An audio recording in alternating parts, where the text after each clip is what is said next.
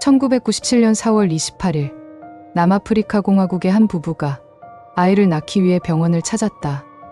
그들의 이름은 셀레스트와 모네이며 아내인 셀레스트는 수술실로 들어간 지 몇 시간 만에 제왕절개 수술로 예쁜 딸 제파니를 낳게 된다. 그녀는 수술로 인해 몸이 힘든 상태였기에 며칠 동안 병원에 입원하였고 갓 태어난 딸도 바로 옆에 있는 간이용 침대에서 함께 지내게 되었다. 이틀 후인 4월 30일 저녁 어떤 기척에 잠을 깬 셀레스트는 아기 침대를 바라보았는데 제파니가 없는 것을 알 수 있었다. 그녀는 간호사가 잠깐 데려갔다고 생각하며 기다렸지만 30분이 지나도록 나타나지 않자 간호사를 불러 아기의 행방을 물어보았고 아기가 사라졌다는 사실에 그 자리에서 기절하며 쓰러졌다. 경찰이 출동해 병원 전체를 수색한 결과 사라진 아기의 흔적을 전혀 찾을 수 없었다.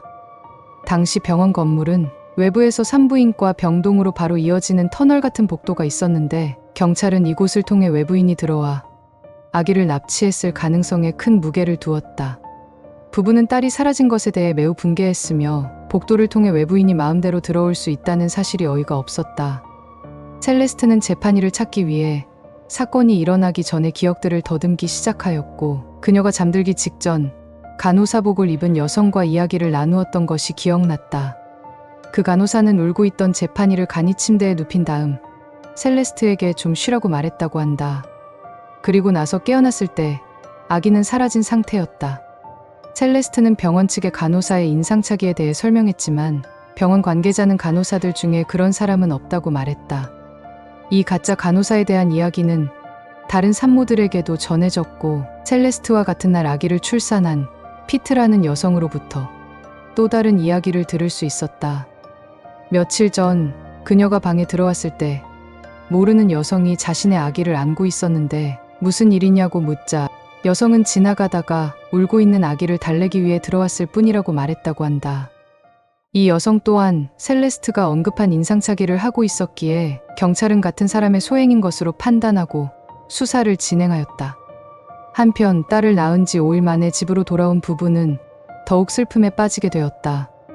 그들은 여러 차례 뉴스에 출연하여 납치범에게 아기를 돌려달라고 애원했지만 제파니의 흔적은 몇 년이 지나도 나타나지 않았다.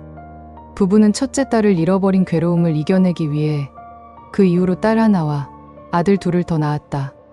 하지만 안타깝게도 부부는 결국 이혼하였고 아내인 셀레스트가 아이들의 양육권을 갖게 되었다. 이혼 후에도 두 사람은 좋은 관계를 유지하며 매년 4월 28일에 모여 제파니의 생일을 축하하였다고 한다. 그로부터 12년 후인 2009년 7월 셀레스트는 한 여성으로부터 충격적인 전화 한 통을 받게 된다.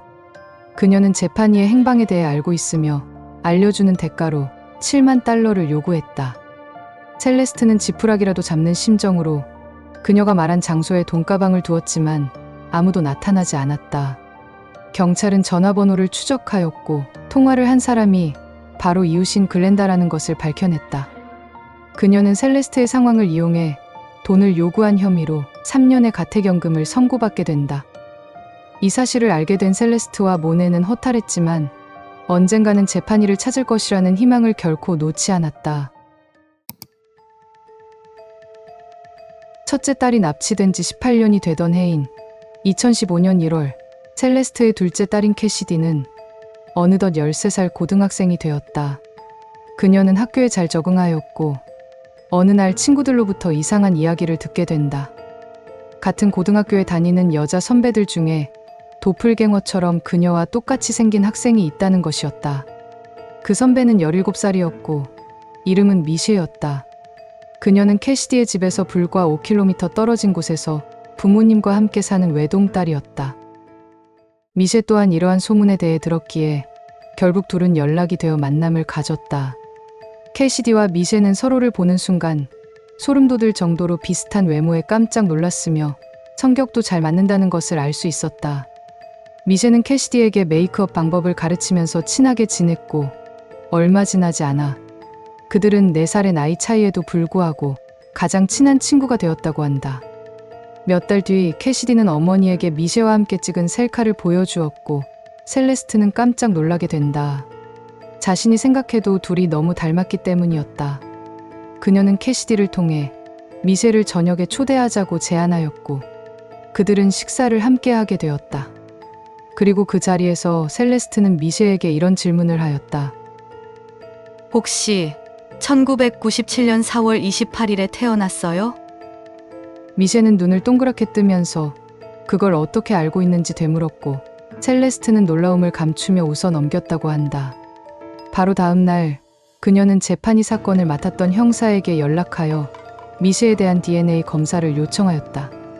몇 주 후 미셸은 수학 수업을 마치고 교장실로 호출을 받았는데 그곳에는 2명의 사회복지사가 기다리고 있었다. 그들은 그녀에게 재판이라고 불리는 여자 아기의 실종에 대한 이야기를 들려주었고 그녀가 그 아기일 수 있다고 말했다. 하지만 미셸은 다른 병원에서 태어난 출생증명서가 있다며 주장했는데 조사 결과 그녀가 그곳에서 태어났다는 기록이 없었다며 그녀에게 DNA 검사를 제안하였다. 여전히 자신의 부모가 친부모라고 확신한 미셸은 이러한 의심들을 지우기 위해 부모님에게 알리지 않은 채 DNA 검사에 동의하였다. 그리고 며칠 후 놀라운 결과를 받게 된다. 미셸의 DNA가 셀레스트와 일치하였고 그녀가 바로 18년 전에 사라진 재판이었던 것이었다. 경찰은 곧바로 미셸의 부모님인 마이클과 라보나를 만났다. 그녀의 아버지는 친딸이 아니라는 사실에 대해 충격을 받은 것에 반해 어머니는 아무 말 없이 고개를 숙이고 있었다고 한다. 라보나는 납치, 사기 및 아동법 위반 혐의로 기소되었다. 그러나 그녀는 재판이를 유괴한 것을 강력히 부인하며 무죄를 주장했다. 그녀의 말에 따르면 유산을 겪은 후 4개월 동안 남편에게 임신한 척을 하였고 불임 치료를 위해 실비아라는 여성에게 연락했다고 한다. 하지만 실비아는 치료 대신 돈을 주면 아기를 구해다 주겠다고 제안하였고 그 아기가 바로 재판이라는 것이었다. 하지만 조사 결과 라보나가 불임 치료를 받았거나 실비아라는 여성에 대한 기록은 전혀 존재하지 않았다. 검찰은 사건 당일 셀레스트 외에 유일하게 납치범을 직접 마주쳤던 산모인 피트를 증인으로 내세웠다. 그녀는 라보나를 한눈에 알아보았고 2016년 3월 법원은 그녀에게 징역 10년형을 선고하였다. 미셸은 지금까지 자신에게 사랑을 준 어머니가 납치범이라는 사실에 큰 충격을 받았다.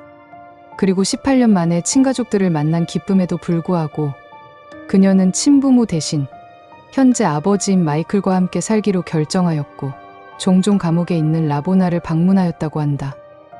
그리고 라보나에게 그날의 진실에 대해 말해달라고 거듭 요청했지만 언제나 돌아오는 답은 나중에 알려주겠다는 대답뿐이었다. 2019년 미셸은 원래의 이름으로 바꾸지 않고 그대로 유지하기로 마음먹었으며 자신의 이야기를 책으로 출간하였다. 책을 통해 라보나를 따뜻한 어머니였다고 표현했으며 그녀를 용서하는 내용을 담아 화제가 되었다.